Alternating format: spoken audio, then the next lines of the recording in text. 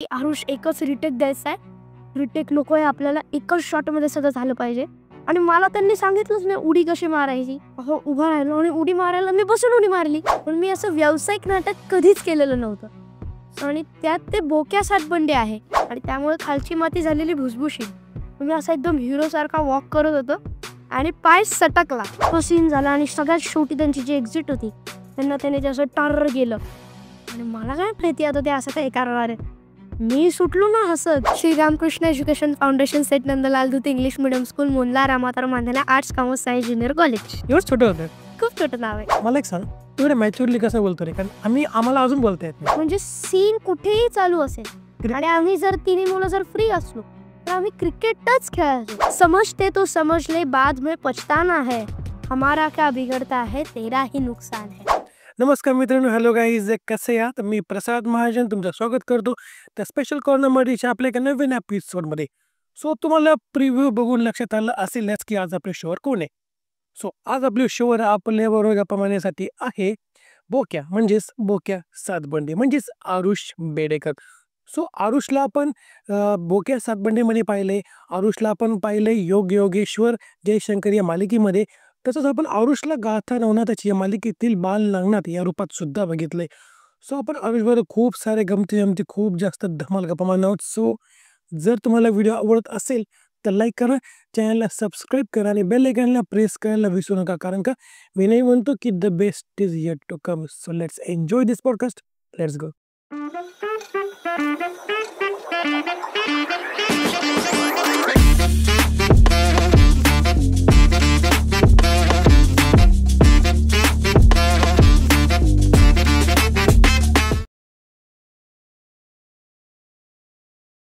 So hello Harish, तुझं स्वागत आहे द स्पेशल कॉर्नर मराठीवर. तर कसं आहे की बोक्या सातबंडे आम्ही लहानपणापासून ऐकतोय ही स्टोरी वगैरे. त्याच्यात नाटकात होतं बघायचं बरोबर. तर मला त्याबद्दल घ्यायचं. पण सगळ्यात आधी तर तुझा जो ॲक्टिंगचा प्रवास आहे तो कसा सुरू झाला सांगा थोडंसं आम्हाला.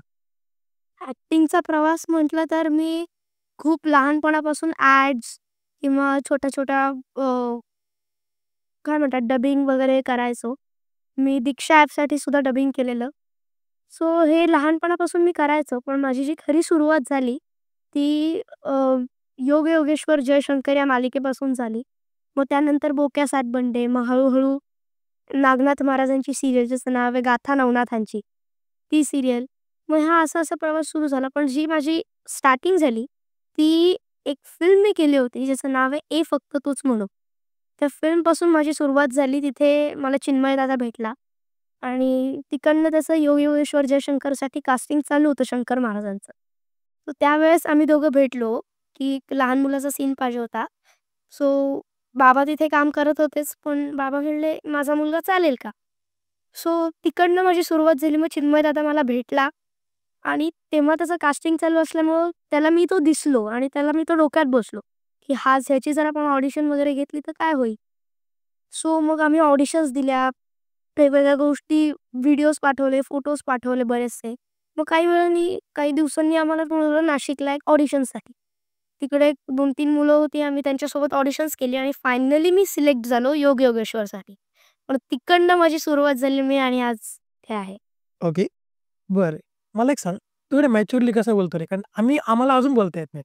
आम्ही इतकं मॅच्युअर अजून नाही बोलत. तू एवढा कसं काय मॅच्युअरली बोलतो? काय करू? आता म्हणजे आता ती सवय झाली आहे. कधी मी इतकं मॅच्युअर नव्हतोच. आम्ही हळू आता आहे. So okay. बरं, तर मग गाथा नवनाथाची मग हे कसं मिळालं?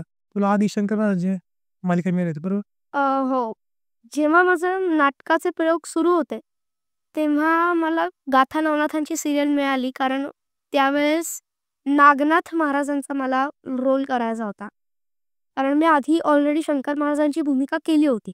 त्यामुळे बऱ्याचशा लोकांना मी दिसलो होतो टीव्हीवरती. सो बरीचशी लोकं मला भेटायची वगैरे म्हणून तेव्हा संतोष आळचित सर त्यांनी मला फोन केला आणि ते म्हणले, "तू या सीरियलमध्ये काम करशील का?" सो मी म्हणलं, "मी खूप चांगल्या पद्धतीने करेन. मला खूप आवडतं." आणि मी पहिल्यापासूनच म्हणजे खूप लहान असल्यापासून गोरक्षनाथ गडावर जायचो. त्यामुळे मला गोरक्षनाथ महाराज माहिती होते. आणि आई मला म्हणली, "तू करशील का?" म्हणलं, "मी हो करीन. मला आवडेल." सो मग मला तशी ती सीरियल मिळाली आणि मग एक 8 महिन्याचा रोल मी तिथे केला. ओके. सो तर मग आता तुला ज्या मालिका मिळाल्या त्या शक्यतो सगळ्या आध्यात्मिक आहे. तर मग तू आरुष कसा आहे? आरुष देवाचं किती करतो किंवा काय कर? नाही, जशी आता शाळा तर असतेच मंडे टू सॅटर्डे. सो शाळेमध्ये घरी जास्ती पूजा होत नाही कारण सकाळी 9 ते डायरेक्ट 3 अशी शाळा असते. सो मी जेव्हा संडे किंवा जर अशा सुट्ट्या असतील तर घरी पूजा करतो. मागे आमचं एक महादेवाचं मंदिर आहे. ते मंदिरात जातो, देवाला पाया-बिया पडतो आणि माझे काही मित्र आहेत. आमचं ठरलं की आता रोज संध्याकाळी सायकल चालवायची. सायकल चालवून झाली की आमच्या नगरमध्ये एक खूप मोठं मंदिर आहे सॉरी गणपतीचं, ज्याचं नाव आहे विशाल गणपती. बरं, हां. तिथे आम्ही रोज संध्याकाळी जातो. देवाला पाया पडतो. बस. बरं. तर मग बोक्या आणि आरुष हे दोघं सेम आहेत का वेगळे? हो, 90% सेम आहेत. हो, बरं. मस्ती सेम. करतो हो, म्हणजे घरी तितकीच असते आणि बाहेरही आणि तितकीच. तुला बोक्याच म्हणत नाही घरी? हो, माझे बाबा मला पहिल्यापासूनच बोक्या म्हणूनच हाक मारतात. हे नातं आहे. लहानपणीपासून म्हणजे बाबा कधी मला "ए आरुष इकडे" म्हणून कधी बोलवतच नाही. "बोक्या इकडे ये" हेच बोलायचे. वाह! बरं. तर मग तू अभ्यास आणि शूटिंग हे हे कसं मॅनेज करतो? सोपं नाही तेवढं? नाही, पहिली सीरियल जेव्हा आमची चालू होती शंकर महाराजांची, तेव्हा तर म्हणजे माझा अभ्यास बंदच होता 9 महिने. तरी शाळेने मला खूप सूट दिली, की तुम्ही जाऊ शकता, ऑनलाईन पेपर द्या. आणि माझी जुळी बहीण असल्यामुळे ती परीक्षा चालू झाली, की ती मला पेपर पाठवायची WhatsAppवर. मी त्याची प्रिंट काढायचो. तिकडे मी माझी सगळी पुस्तकं घेऊन गेलेलो. का तर मला तिकडे बरेचसे कलाकार मग ते मला शिकवायचे. एक जण मला इंग्लिश शिकवायचं. आता माझ्यासोबत शंकर महाराजांच्या वेळेस माझी आजी होती. आणि माझी आजी माझ्या बाबांना शिकवायची. बरं. सो आजी असल्यामुळे ती मला गणित, सायन्स वगैरे शिकवायची. सो मग आरोही मला पेपर पाठवायची. मी पेपर लिहायचो नोटबुकमध्ये. त्याचा फोटो पाठवायचो आमच्या क्लास टीचरला. मग असे मला मार्क पडायचे. मग शाळेचं नाव काय तुझ्या? कोणत्या शाळेत होता तू? Shri Ramkrishna education foundation Seth Nandlal Doot English medium school Mondla Ramatar Mandhana arts commerce science junior college. संपलं आता. संपला. एवढंच छोटं होतं? खूप छोटं नाव आहे. ओके. तर बरं मग हाच प्रश्न आहे, की शाळेत तू एक विद्यार्थी म्हणून कसा होता? किती मस्ती केली आहे का अभ्यास पण केलाय का दोन्ही केलंय? नाही म्हणजे शाळेत चालू असतं.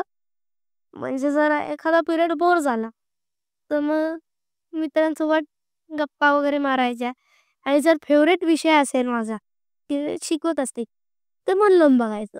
बरं तो कोणता आहे मग? सायन्स सायन्स आवडतो. खूप आवडतं. म्हणजे सायन्समध्ये ज्या त्या गोष्टी आहेत, बायोलॉजी वगैरे त्याच्यामध्ये मी खूप इंटरेस्टेड आहे. अरे मला असे ते कांड आहेत का म्हणजे किस्से आहेत का काही केलेले काही? डायरेक्ट हो, प्रश्न आहे. म्हणजे शाळेत पण किंवा पर्सनल पण घरी पण? नाही घरी तर मी खूप केलेलं आहे. एकदा घरी असं झालेलं, की आमच्या घरात एक बोळ आहे. त्या बोळीतनं मी असं टर्न होत होतो आणि आमचा एक स्टँड आहे तिथे. त्या स्टँडला अशी हुकं होती. मी गेलो, टर्न झालो आणि मला तो स्टँड दिसला नाही. त्याचं हुक डायरेक्ट माझ्या डोळ्यात घुसलं होतं. आणि माझा हा डोळा पूर्ण इंज्युअर झाला होता.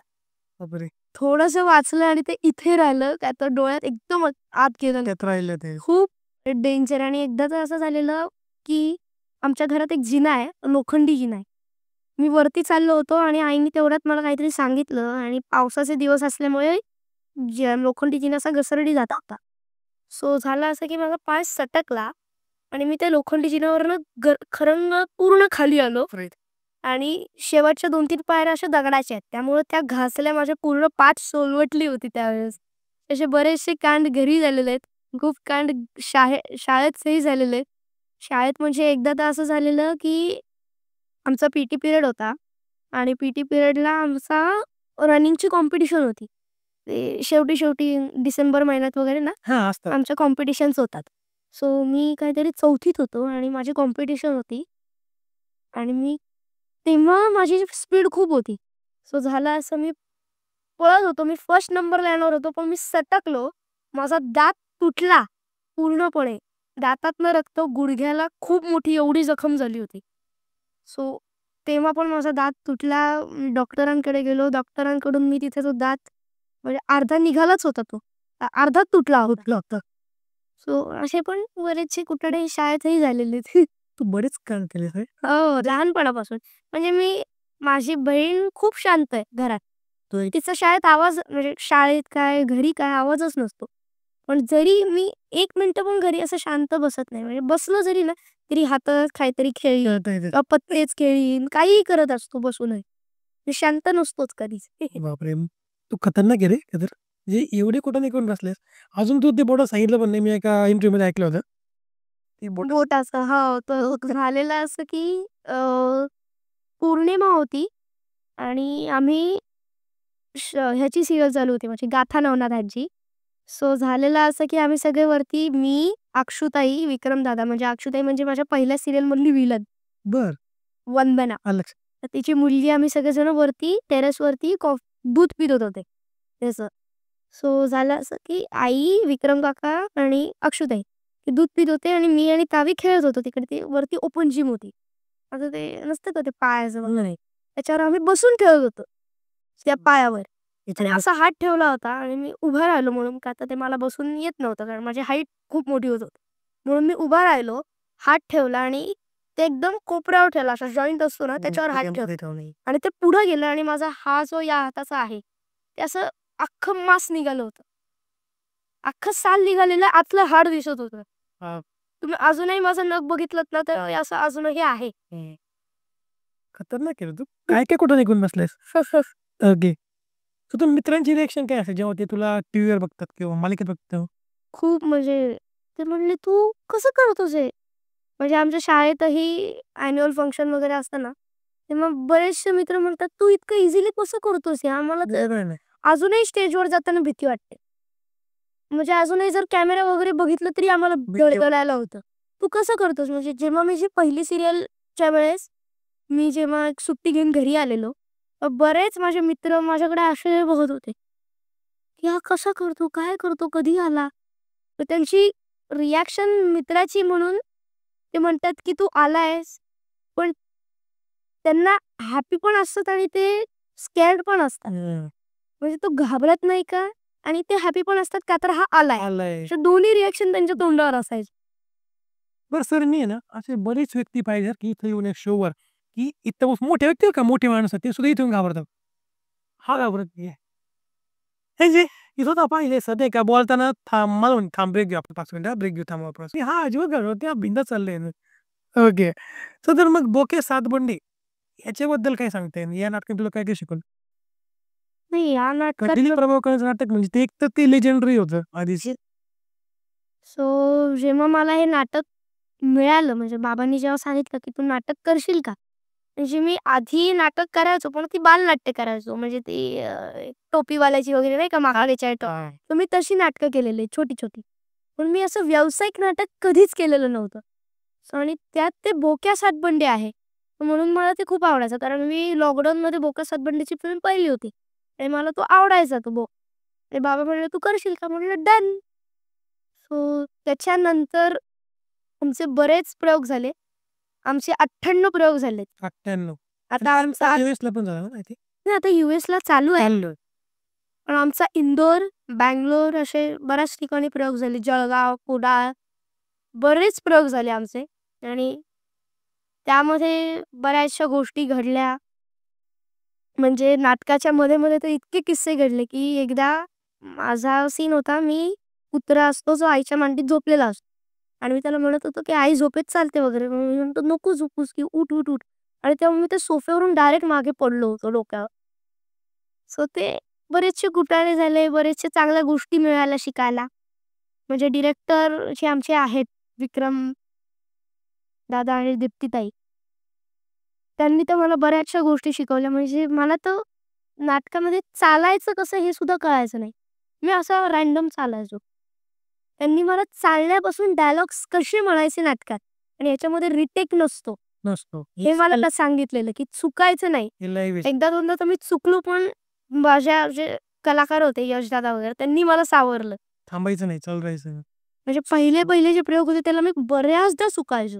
अजूनही चुकतो. हां. सो पण खूप साऱ्या गोष्टी पण शिकायला मिळाल्या. तर मग अजूनही जेव्हा तू जातो स्टेजवर फर्स्ट टाईम तेव्हा घाबरतो का? का नाही घाबरत? पहिले जे 10 प्रयोग होते ते खूपच हार्ड होते माझ्यासाठी. कारण जेव्हा स्टेजवर जायचो तेव्हा जेव्हा माझा पहिला प्रयोग होता, तर प्रयोगाची माझी एंट्रीचा डान्स चालू आहे आणि मी ब्लँक आहे पूर्ण. मला फक्त स्टेप्स आठवतायत. मला डायलॉग एकही डायलॉग आठवत नव्हता. प्लॅन करून. काहीच आठवत नव्हतं मला. हां. 4-5 वेळा. 4-5 वेळा असं झालेलं पहिले 10 प्रयोगांमध्ये. होतं ते. पण नंतर आता सवय आता काय वाटत नाही. झाली आहे. हो. तर मग शूटिंगच्या दरम्यान अशा काही गमती-जमती घडल्या का? काय सांगतील तुला? एक मजेशीर किस्सा एखादा आठवतोय? शूटिंगच्या दरम्यान म्हणजे जेव्हा माझी पहिली सीरियल चालू होती शंकर महाराजांची, तेव्हा पावसाळ्याचे दिवस होते आणि झालेलं असं की आम्हाला सीन होता की महाराज पावसाला थांब म्हणतायत आणि तो पाऊस थांबतो. सो तेव्हा मला ओलं व्हायचं नव्हतं आणि पाऊस चालू होता आणि मला एक असा हिरो टाईप वॉक करायचा होता आणि त्या वॉकच्या वेळेस खाली अशी भुसभुशीत पावसामुळे ते रेन वॉटर आणलं होतं आम्ही. खरा पाऊस पडत नव्हता. मग तो रेन वॉटर ते असतं ना रेनचं मशागले, ते आणून पाऊस आणला होता आणि त्यामुळे खालची माती झालेली भुसभुशीत. मी असा एकदम हिरोसारखा वॉक करत होतो आणि पाय सटकला. असा पाय सटकला आणि मग असे सगळे कपडे ओले. खराब झाली. खाली सगळी माझ्या पायाला मागे सगळी माती लागली होती. मग आम्ही काय केलं, ते जे रेनवाली माणसं होती, एकाकडनं खाली बोलवलं, "काका, मग पाठीवर पाणी मारा." एक दादा होता आमचा विठ्ठल म्हणून. त्याने माझी ती पाठ अशी घासली हातानी आणि ते पाणी काढून आम्ही परत तो रिटेक दिला. आणि एकदाचा म्हणजे असा सीन होता, की महाराज जे आहेत ते अ, एक फुलं असतात, जी स्वामींनी महाराजांना दिलेली असतात. ते म्हणले, "जर तुला काही प्रश्न असतील तर तू मला ते सांग, मी तुला उत्तर देईन त्या फुलांना सांग." सो जी माझी आजी असते सीरियलमध्ये ती ती ते निर्माल्य म्हणून विहिरीत सोडून देते आणि ते तिला माहिती नसतं की काय आणि मी ती विहिरीत उडी मारून ते काढतो. आणि झालं असं की "आरुष एकच रिटेक द्यायचा आहे. रिटेक नकोय आपल्याला, एकच शॉटमध्ये सगळं झालं पाहिजे." आणि मला त्यांनी सांगितलंच नाही उडी कशी मारायची. म्हणजे अशी बसलो मी, उभा राहिलो आणि उडी मारायला मी बसून उडी मारली. आता मला काय माहिती त्यांनी मला सांगितलंच नाही उडी कशी मारायची. झालं. मग आता परत बाहेर आलो. जे आमचे ते कॉस्ट्युमवाले काका होते त्यांनी 4 कॉस्ट्युमवाले काका, एक जण इथे इस्त्री मारतो, एक जण त्याला हेअर ड्राय करतोय, एक जण परत इस्त्री मारतो, परत हेअर ड्राय करतो. एक जण धोतर करतोय, एक जण ते माझा कुर्ता असतो त्याच्यावर आम्ही नंतर परत एक टेक दिला. म्हणजे तर असे 2-3 तर बरेचसे झाले होते. आणि असं काही झालंय का नाही का, की जे तुला रिटेक द्यावी लागली खूप वेळेला. हे तर 1-2 वेळेला झालं. खूप रिटेक दिलं असतं कधी? म्हणजे 1-2 शब्द तुम्हाला माहितीच नव्हते काय. म्हणजे परमात्म्य वगैरे हे मला माहितीच नव्हते. म्हणजे मी 1-2 तर शब्द असे होते तर मला म्हणायचंच येत नव्हतं. म्हणजे ते बोबडीच वळायची अशी. काही-काही शब्द तर इतके डेंजर होते, आठवतच नाहीत अजूनही ते. बोलता सुद्धा येत नाही. त्याला मी एकदा एक डायलॉग होता मला मोठा. त्या डायलॉगला मी 18 वेळा रिटेक दिला होता. 18. बापरे! मला जमतच नव्हतं ते वाक्य. आम्ही रात्रीचा सीन असल्यामुळे आम्ही रात्री 10 वेळा एकदा मी प्रॅक्टिस केली. असं बोलायचं, असं बोलायचं, असं. मला ते जमायलाच नाही. मग आम्ही त्या दिवशी स्टॉप केलं. दुसऱ्या दिवशी तोच शॉट घेतला का तर मी ह्याच्यावर थोडीशी प्रॅक्टिस होऊ दे वगैरे, वगैरे. म्हणून आम्ही तो शॉट दुसऱ्या दिवशी घेतला. त्या दिवशी सुद्धा माझे 8 वेळा हे झालं. आणि शेवटी मला जे आमचे डिरेक्टर होते त्यांनी सांगितलं, की असा हा शब्द आहे, हळू घे, काही अडकू नको. आपण त्याला फास्ट करू. वाह! जमतच नव्हतं. आठवतंय का डायलॉग काय होता? अजूनही लाईक सो तर आपला पुढचा प्रश्न काय आहे, की तुला कधी सीनमध्ये हसू आलं झालंय, की जे सीन चालू आहे पण तू हसत सुटलंय? झालं? असं झालेलं, की जी माझी गाथा नन्ना त्यांची सीरियल आहे त्याच्यामध्ये आमचे विलन होते. मिलिंद शिंदे सर. हं, हं. ते आहेत. सो ते त्या सीरियलमध्ये विलन होते आणि ते त्यांचा एक डायलॉग झाल्यावर ते असं करायचे. तर असं वगैरे काहीतरी त्यांची एक नवीन ती इम्प्रोवाइज करायची. झालं असं, की आमचा सीन होता पहिलाच सीन माझा आणि त्यांचा. मी, ते आणि जो मेन विलन आहे पाटील म्हणून. आमच्या तिघांचा असा सीन होता आणि मला सांगितलं नव्हतं, की ते असं काही करणार आहेत वगैरे. सो अख्खा सीन झाला आणि सगळ्यात शेवटी त्यांची जी एक्झिट होती, त्यांना त्याने ते असं टर्र गेलं आणि मला काय माहिती आता ते असं काही करणार आहे. मी सुटलो ना हसत.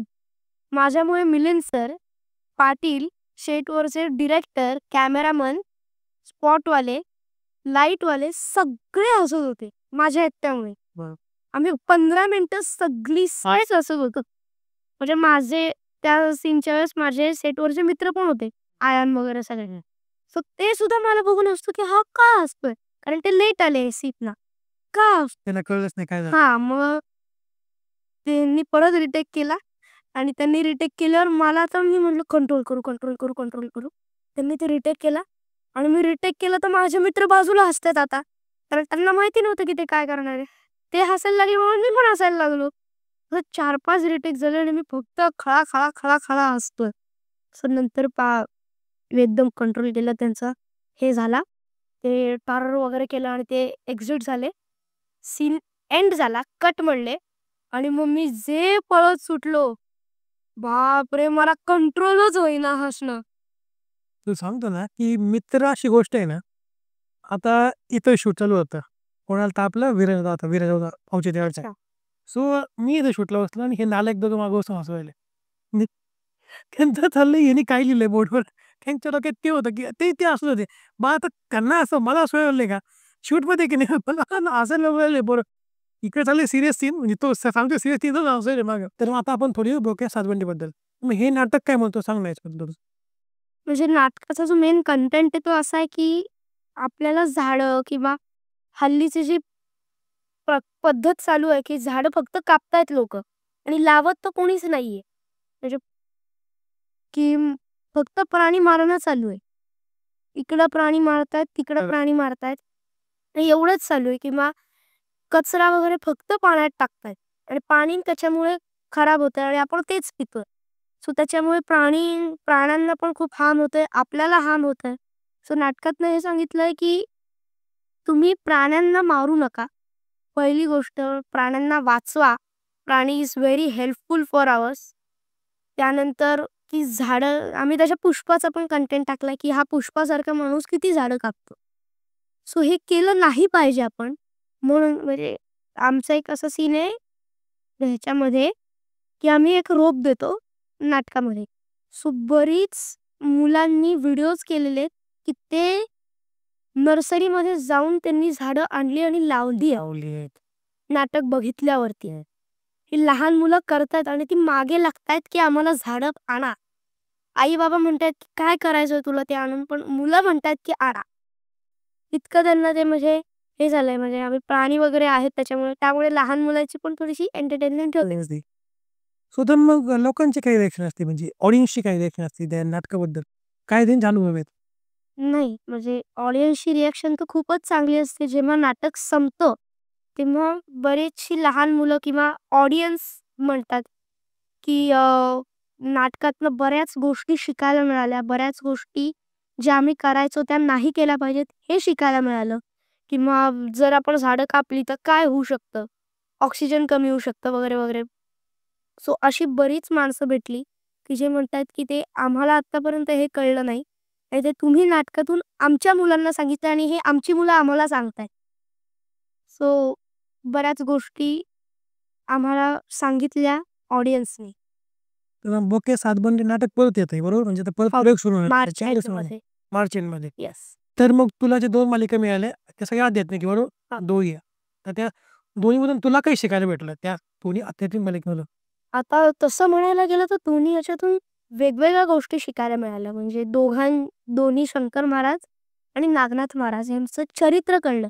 म्हणजे मला शंकर महाराज कोणी माहितीच नव्हतं. मला फक्त हे माहिती होतं, की आमच्या घराच्या मागे जे बिमन म्हणून आहेत, ते शंकर महाराजांचं करायचं. म्हणून मला ते फक्त माहिती होते. ते आशे वगैरे बसायचे ते त्यांची मूर्ती होती छोटी त्यांच्या घरी. पण मला ते कोण हे माहितीच नव्हतं किंवा नागनाथ महाराज असो. ते मला माहितीच नव्हते. पण जसं-जसं मी ती सीरियल केली, शंकर महाराजांच्या सीरियलच्या वेळी 4-5 पुस्तकं वाचली. आता ते कळायला पाहिजे ना, आपल्याला ते साकारायचंय. ते मला कळलं म्हणजे पहिले तर 7-8 सीन तर मी असे ऑड देत होतो. मग नंतर मला कळलं, की माझा जो पहिला सीन होता त्याच्यामध्ये मला फक्त एक डायलॉग होता जेव्हा मी करत होतो. तो डायलॉग होता ओव्या. ओव्या म्हणजे काय? आणि बाबा मला सांगतात, की "तुला लक्ष आहे का?" मग मी म्हणतो, "ओव्या?" तर मला आता मी नाटक वगैरे नाही म्हणून मी असं म्हणत, "ओव्या?" तर मला तर माहितीच नाही. मी असं बोललेलो. मग मला ते डिरेक्टर रघुनंदन काकांनी सांगितलं, की "असं नाही म्हणायचं. तो शंकर महाराज आहे." नंतर ते कळत गेलं. मग जसं नागनाथ महाराजांची सीरियल चालू झाली, तसं पण मला वेगवेगळ्या गोष्टी शिकायला मिळाल्या, की त्यांची ती नागाची काठी किंवा अजून कोणी त्यांची ती पद्मिनी नावाची आई होती. बऱ्याच गोष्टी मिळाल्या शिकायला. वा. ओके. सो तर मग तुला काय डायलॉग आठवतोय का कोणता? तू आता आम्हाला थोडा एक दाखवू शकतो करून? कोणता पण असेल का? शंकर महाराजांचा आहे ते. मैं कैलाश का रहने वाला, मेरा नाम है शंकर. दुनिया को समझाने आया, कर ले कुछ अपना घर. यह दुनिया में कई रंग है, यह रंग निराला है. पाया न भेद किसी ने, यह गहरा ही गहरा है. मुझे वही जानता है जो खुद को समझता है. कुर्बानी करे भी दौलत तो भी सवाल अधूरा है. समझते तो समझ ले, बाद में पछताना है. हमारा क्या बिगड़ता है, तेरा ही नुकसान है. लिखी पत्थर की दीवारों पर सुन्ना की लकीरें, वक्त आने पर याद होगे हमारे ही फवारे. वाह! कमाल, कमाल, कमाल. वाह! तसं आमची काय हौस भागणार नाही. पण ठीक आहे आपण आपण पुढे जाऊ. ठीक आहे. तर मग सेटवरचा तुझा सगळ्यात आवडता क्षण कोणता आहे? मेमोरेबल एक मोमेंट आठवतोय कोणता? कोणत्या पण सेटवरचा असं काही नाही की एक असं वेगळ्या नाटकाचं म्हणू शकतो. असं काही नागनाथ महाराजांची माझी सिरियल चालू होती ना, तेव्हा माझा सगळ्यात आवडता हे होता. आम्ही कोणाचाही सीन चालू असेल, म्हणजे मी आमचा जर इथे मेकअप रूम असेल आणि इथं बाजूला जरी सीन चालू असेल, तरी आम्ही या भागेत क्रिकेट खेळायचो.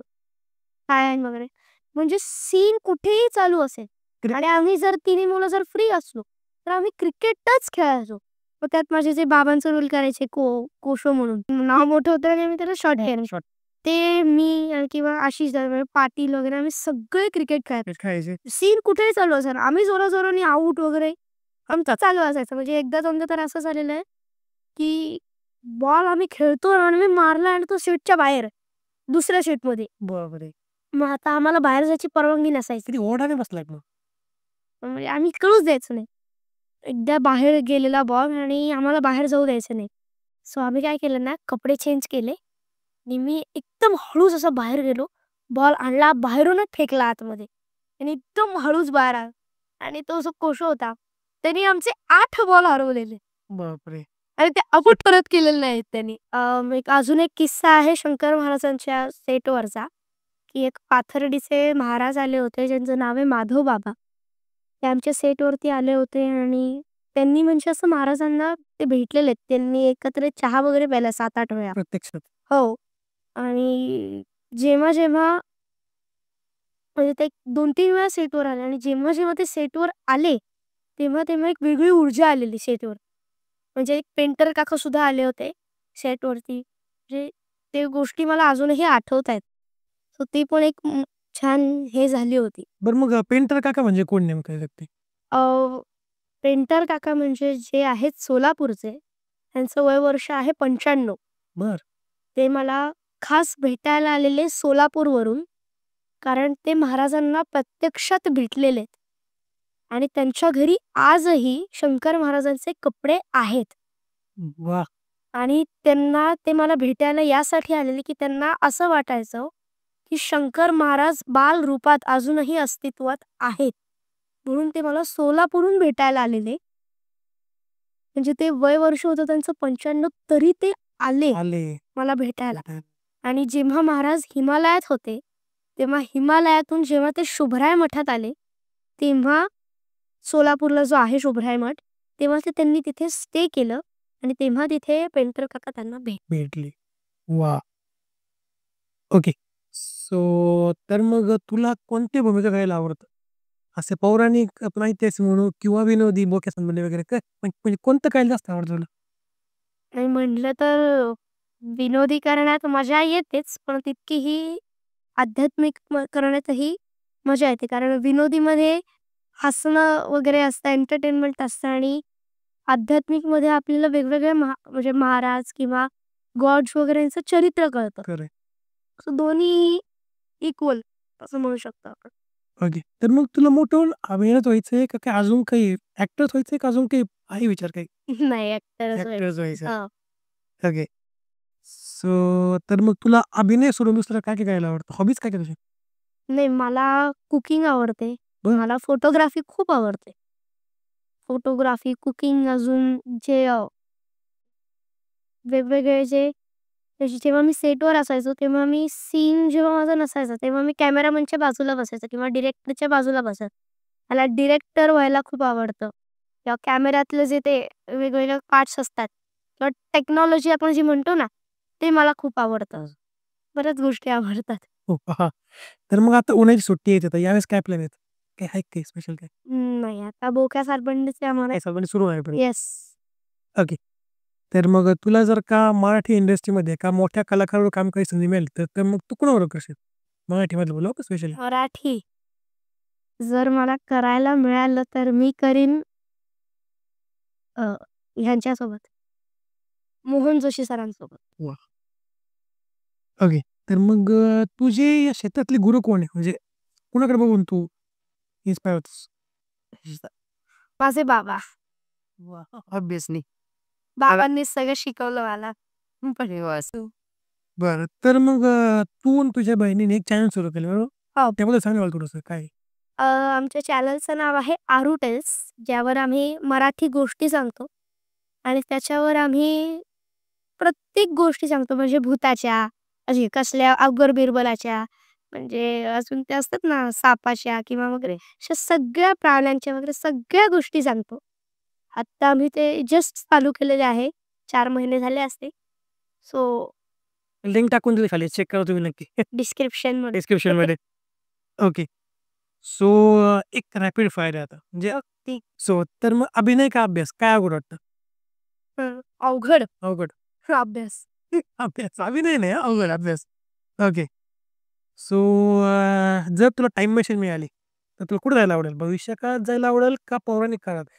मला जर वाटेल मी हा प्रश्न काय विचारतो लहान येतो, पण तो लहान नका समजू त्याला, तो पॉलेवर खूप मोठा आहे. नाही, म्हणून हा प्रश्न तुझ्याकडे मला फ्युचरमध्ये जायला आवडेल. आवडेल. बरं. तर मग चहा आवडतो का दूध आवडतं? का दोन्ही नाही? का दोन्ही? दोन्ही आवडतं. म्हणजे जर खूपच झोप येत असेल तर चहा आणि जर भूक लागली असेल तर दूध. ओके. शाळा आवडती का शूटिंग? दोन्ही. एक होतं. अरे यार! आता जर खेळायचं असेल तर शाळा आणि जर ॲक्टिंग वगैरे असेल तर शूटिंग. Okay, no problem. असं नाही करता येणार. तर मग शूटिंगला जास्त आवडतं का मित्रांबरोबर खेळायला जास्त आवडतं? मित्रांबरोबर खेळायला. ह्याच्यामध्ये काही ऑप्शन नाही दुसरं. नाही. ओके. तर मराठी सिनेमा कोणता आहे जो तो सगळ्यात जास्त आवडतो? बनवा-बनवी. बेस्ट. Favourite movie. कारण ती मूव्ही किती जरी वेळा बघितली तरी बोर नाही होत. बोर नाही होत. डायलॉग तोंडपाठ आहे आपले सगळे. ओके. आपण थोडं एक वरला स्टेपवर 5 मिनिटं. Okay. Yes, done. Okay sir. तर मग आपल्याला सुद्धा एक स्पेशल पॉडकास्ट करायचं आहे. पण सर नाट्य परिषदेचे अध्यक्ष आहे बरोबर. सो तर मग तुम्हाला काय वाटतं की आरुष आता एवढ्या चांगल्या लेव्हलला चाललाय किंवा जातोय अजून? कारण बोके सातवणीसारखं नाटक एक लेजेंडरी नाटक तो करतोय आता. म्हणजे मग काय सांगता येईल? नाही, अजून तो शिकतोय. शिक- त्यांनी आता हे काम करणं महत्त्वाचं आहे. 2 सीरियल झाल्या, दोन्ही धार्मिक होत्या. त्यातनं त्याला मुद्दाम मी हे नाटक करायला लावलं. कारण बोक्या सातबंडे हे असं पात्र आहे, जे आजपर्यंत रंगभूमीवर आलेलं नव्हतं. त्याचं नाट्य वाचन झालेलं आहे रेडिओवर किंवा त्याचं सिनेमा झालेला आहे. पण त्याचं नाटक कधीच नव्हतं झालं. आणि ते नाटक ज्यावेळेला रंगभूमीवर येतंय आणि त्याच्यातली मुख्य भूमिका आरुषला मिळते, जो की तो तसाच आहे बऱ्यापैकी. पण ते नाटक खूप महत्त्वाचं आहे त्याच्यासाठी आयुष्यात, कारण नाटक तुम्हाला खूप गोष्टी शिकवतं. मी स्वतः 22 वर्ष झाले नाटकात काम करतोय, त्यामुळे मला माहिती आहे की स्टेज तुम्हाला काय देतं. म्हणून त्याला बोक्या सातबंडे गरजेचं आहे. आतून तो शिकतोय. माझी तर इच्छा आहे त्यांनी यशराज बरोबरची फिल्म करावी. पण बघूयात काय आहे. काही प्लॅन आहेत का?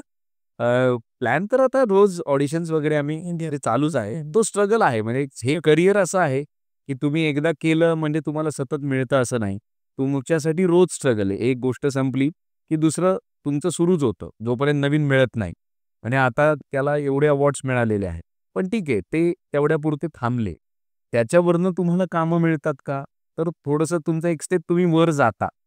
पण तुमच्या पुढच्या कामासाठी तुमचा स्ट्रगल कंटिन्यू असतो, त्याला काही पर्याय नाही. तर मग आता पॅरेंट्सनी काय करायला पाहिजे? कारण आपल्याकडे कसं होतं की ॲक्टिंग म्हणलं किंवा स्पोर्ट्स म्हणलं थोडंसं तू अभ्यास कर आधी असं म्हटलं. तर मग तुम्ही काय सांगाल पॅरेंट्सला? नाही, आता काय बरं का, मी आहे मुळात एक शिक्षक. आणि म्हणजे आम्ही खानदानी शिक्षक आहोत सगळे. पण मी एक कलाकार पण आहे आणि आता मी एक पालक पण आहे. तर मला ना कायम एक गोष्ट वाटते, मी जी सातत्यानं खूप ठिकाणी बोलतो. आता काय होतंय, जे आई-वडील आहेत ना, त्यांना त्यांच्या मुलांसाठी जे काही करायचंय, ते फार पटकन झालं पाहिजे असं वाटतंय. फास्ट. शाळेत घातलं की त्याला पटकन सगळं आलं पाहिजे, त्याला पटकन बोलता आलं पाहिजे, त्याला पटकन गाता आलं पाहिजे, त्याला पटकन नाचता आलं पाहिजे. पण या सगळ्या गोष्टींमध्ये ते कुठे आहेत? म्हणजे आज जसं आरुष असेल किंवा आरोही असेल किंवा माझी मोठ्या भावाची 2 मुलं आहेत. आमची जॉइंट फॅमिली आहे. आम्ही 12 जण घरामध्ये राहतो. तर ज्यावेळेला आम्ही एकत्र राहतो, आम्ही एकत्र सगळ्या गोष्टी करतो ना, त्यावेळेला ही मुलं ते बघत असतात. हा एक भाग झाला घर म्हणून. पण ॲज अ पेरेंट्स म्हणून माझी एक जबाबदारी असते, की मी यांना वेगवेगळे अनुभव दिले पाहिजेत. म्हणजे आज हा नाटकात किंवा तुम्ही बऱ्याच वेळेला मगाशी तुम्ही म्हणालात, "तू मॅच्युअर्डली बोलतो."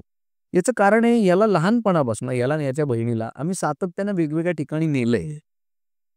ते नुसते आले असतील आमच्याबरोबर. पण ते अनुभव त्यांच्या नकळत त्यांनी टिपले. बघून पण आज मला फार असं वाटतं, की पालक आहे ना मुलांना अशा वेगवेगळ्या ठिकाणी नेत नाहीत. किती जण म्हणजे माझा तर प्रश्न आहे असा, किती जण आपल्या मुलांना चित्र प्रदर्शनाला नेतात? किती जण आपल्या मुलांना गाणं ऐकायला नेतात? किती जण आपल्या मुलांना नाटकाच्या थिएटरमध्ये जाऊन नाटक दाखवतात? किती जण सिनेमाच्या थिएटरमध्ये जाऊन सिनेमा बघतात? म्हणजे मोठ्या शहरांची गोष्ट वेगळी आहे, पण छोट्या शहरांमध्ये आपल्या किती जण शहरात खूप कार्यक्रम घडत असतात ना. आपण जातो का आपल्या मुलांना घेऊन? आपण त्यांच्याशी त्याबद्दल बोलतो का? म्हणजे आत्ता आम्ही काही दिवसांपूर्वी छावा बघितला. मी त्याला शेजारी बसवलं होतं. मी त्याला विचारत होतो, "हे काय आहे?" कारण आता त्याला सगळं कळतं. म्हणजे आता अँगल्स-बिंगल्स त्याला कळतात. पण हे आम्ही पहिल्यापासून डिस्कस करतोय. म्हणजे मलाही आवडतं ते, आपल्यालाही शिकायला मिळतं, त्यांनाही शिकायला मिळतं. मी आता त्याला वाचनाची चांगली आवड लागते म्हणजे अजून हळू पण आता तो स्वतः पुस्तकं विकत घ्यायला लागला. कारण मी त्याला पुस्तक प्रदर्शनात घेऊन जातो. माझं म्हणणं एवढंच आहे, की पालकांनी वेगवेगळ्या ठिकाणी मुलांना नेलं पाहिजे. गेलं पाहिजे. तुम्ही आणि त्यांनी एकत्र अनुभव समृद्ध झालं पाहिजे. काही नाही नुसतं तुम्ही नर्सरीमध्ये जा ना, काय फरक पडतो? काही नाही. मुलांना घेऊन जा ना तिथे. एक्सपिरियन्स देतात. हां, एक एक्सपिरियन्स तो आला पाहिजे आणि फक्त मी त्याला शाळेत घातलंय, मी त्याला समर कॅम्पला घातलंय म्हणजे माझं काम झालं. असं नाहीये आणि ही जनरेशनच नाहीये तशी. ते लगेच आपल्याला उलटा प्रश्न विचारतात, "तुम्ही केलंय का?" So we should be ready for that. बरोबर आहे. वाह! Okay. So thank you sir. आपण एक सेपरेट करूच लवकर. नाही. आता ओके. सो आपण परत 1-2 मिनिटं आरुषकडे जाऊ. येस. ओके. तर मग मगाशी ना आपला एक प्रश्न बाकी होता, की नाट्यछटा म्हणजे काय? मला तू सांग ना. तुझ्या हे तू करतोस लहानपणापासून बरोबर? हो. आता मी जसं म्हटलो, की नाटक मी करतो. सो नाटक आणि नाट्यछटा हे मला पहिले कळायचंच नाही. म्हणजे मला असं वाटायचं असं नाट्यछटा करू वगैरे आणि मला ते नाटक वाटायचं. म्हणजे मी बाबांचं वगैरे नाटकं मी बघितलेली ग्रेट एक्सचेंज किंवा बाबा जेव्हा खूप छोटे असताना बाबांची नाटकं बघितलेली आहेत. सो मला असं वाटायचं नाटक म्हणजेच नाट्यछटा. पण जेव्हा मी माझी पहिली नाट्यछटा केली, तेव्हा मला कळलं, की ह्याच्यामध्ये आपण एकटेच असतो. बरं. आपल्यासोबत कोणी नसतं. कोणी असतं. सो नाट्यछटा आणि नाटक हे पूर्णपणे वेगळं आहे. हे मला माहिती नव्हतं. मला नव्हतं माहीत होतं. एकपात्री आणि कथाकथन ह्याचं एक आपण म्हणतो ना कॉम्बिनेशन म्हणजे नाट्यछटा. सो हे मला आधी कळायचं नाही. पण आता ते कळतं. म्हणजे मी आता शाळेमध्ये सुद्धा आमच्या असेंब्लीज होतात. म्हणजे आमच्या शाळेमध्ये हाऊसेस आहेत. एक राणा प्रताप, राणी लक्ष्मी अशा. सो वेगवेगळ्या हाऊसेसची असेंब्ली होती. सो जर असेंब्लीमध्ये मला काही नसेल, तर माझ्या हाऊसमधल्या ज्या आमच्या कॅप्टन आहेत, टीचर, ते मला म्हणतात, "तू करणार का?" म्हणजे ते डायरेक्ट सिलेक्टच करतात, की तूच हां. करायचं. तू कर हे पुढं तू. सो नाट्यछटा मी शाळेतही करतो, थिएटरमध्येही करतो आणि इतर वेगवेगळ्या जागीही करतो. म्हणजे पहिलं मी शिबिरांना जायचो, तिथेही सगळ्या मुलांना लोटके काका वगैरे सांगायचे, "तुम्हाला काय करता येतं?" तर मी नाट्यछटा करायचो. तर मला नंतर ते कळायला लागलं. वाह! नाही मला सुद्धा माहीत नव्हतं, की नाट्यछटा म्हणजे नाटकापेक्षा वेगळी गोष्ट आहे काही. Okay. So thank you so much Aarush. तू इथे आलास. Thank you so much sir. तुम्ही आम्हाला सांगितलं तेवढं आणि तुझ्याकडे छोटीशी ऑटोमेटेड आहे आमच्याकडे. सो घे आरुष प्लीज. हे बघा फोटो प्रिंटेड आहे.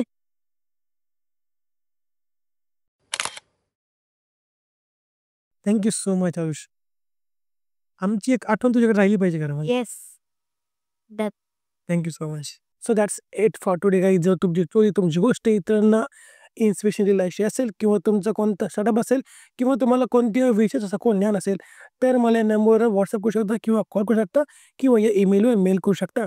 आणि जर तुम्हाला पॉडकास्ट आवडला असेल तर लाईक करा, चॅनलला सबस्क्राईब करा आणि बेल आयकॉनला प्रेस करायला विसरू नका.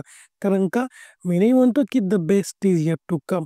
तर भेटूया एका नवीन एपिसोडमध्ये एका नवीन गेस्ट सोबत. तोपर्यंत say have good end bye bye.